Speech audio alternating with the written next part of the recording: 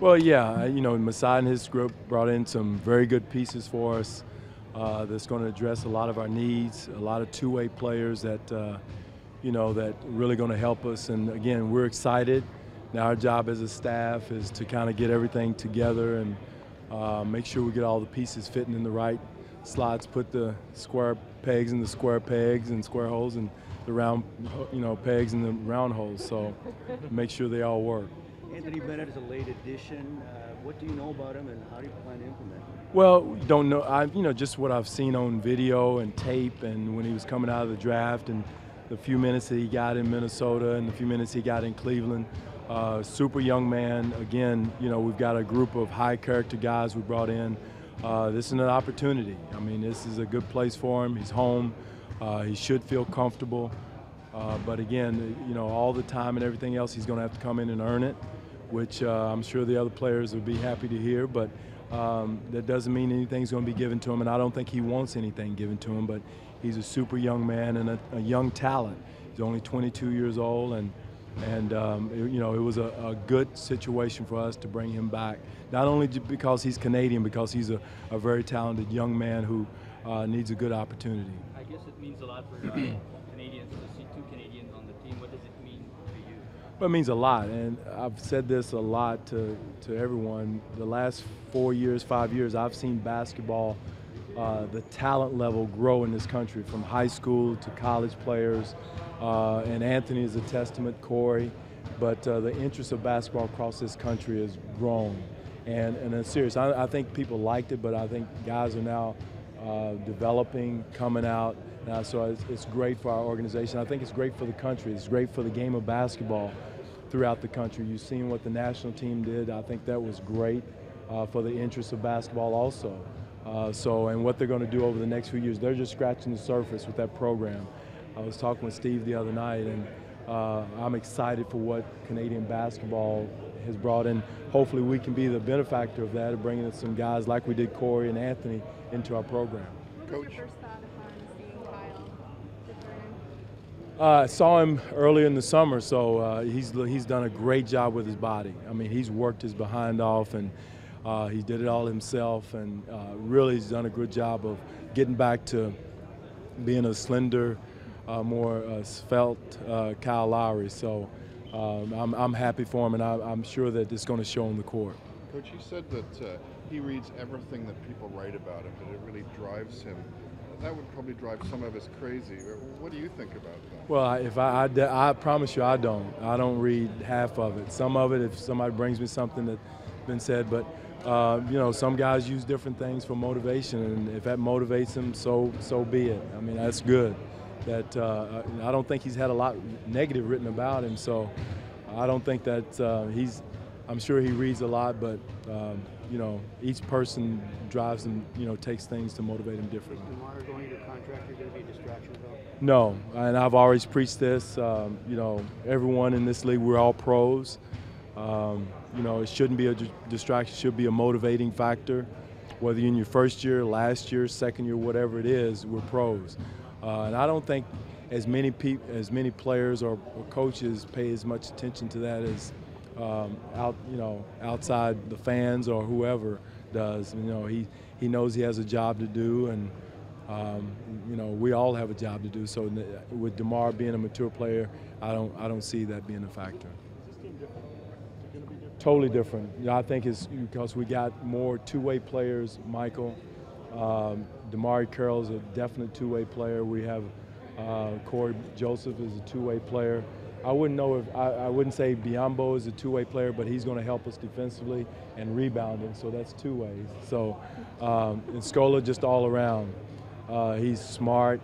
He adds an air of intelligence, experience.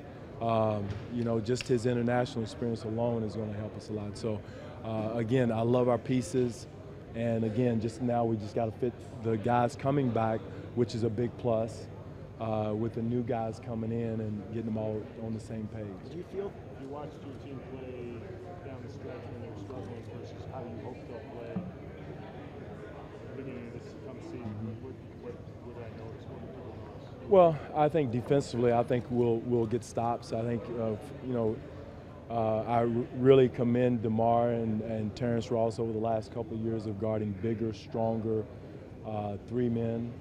Now we're bringing DeMar in who can guard that position. I think you're going to see a better defender in DeMar and Terrence guarding their natural position and rebounding at their natural position is going to be a huge plus for us. So that will be different for us.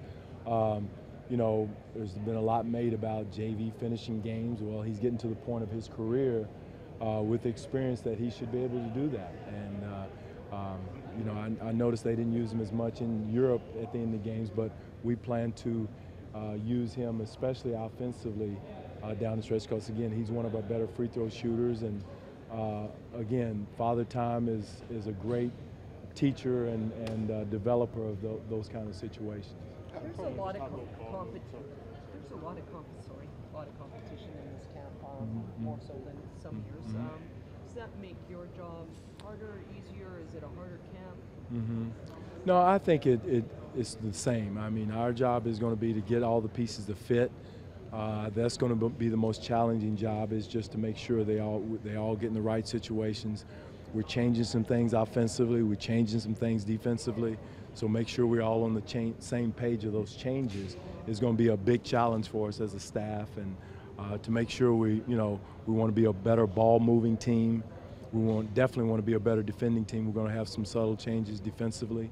There were things we're going to do with certain situations. So all those things is going to be the bigger challenge than having added pieces. Do you feel there's someone on the roster that's a natural fit to replace Amir in that starting five, or is that a job that's sort of going to be up for grabs? It's going to be, we got to find out who fits better with JV at the 5 position more than anything else, offensively and defensively, Josh, more so than who wins the spot. Yeah. The better person may be on the second unit.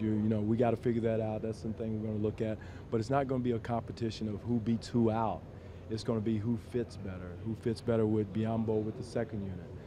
So those are the things we got to find out in camp. You mentioned Terrence earlier and him having to guard sort of players out of his position in years past. Now with DeMar here, presumably he'd be coming off the bench. Do you feel that might be a better role for him to have a big year in an important fourth season for him? Well, I think it will be, Josh, in the fact that he can guard guys at his position.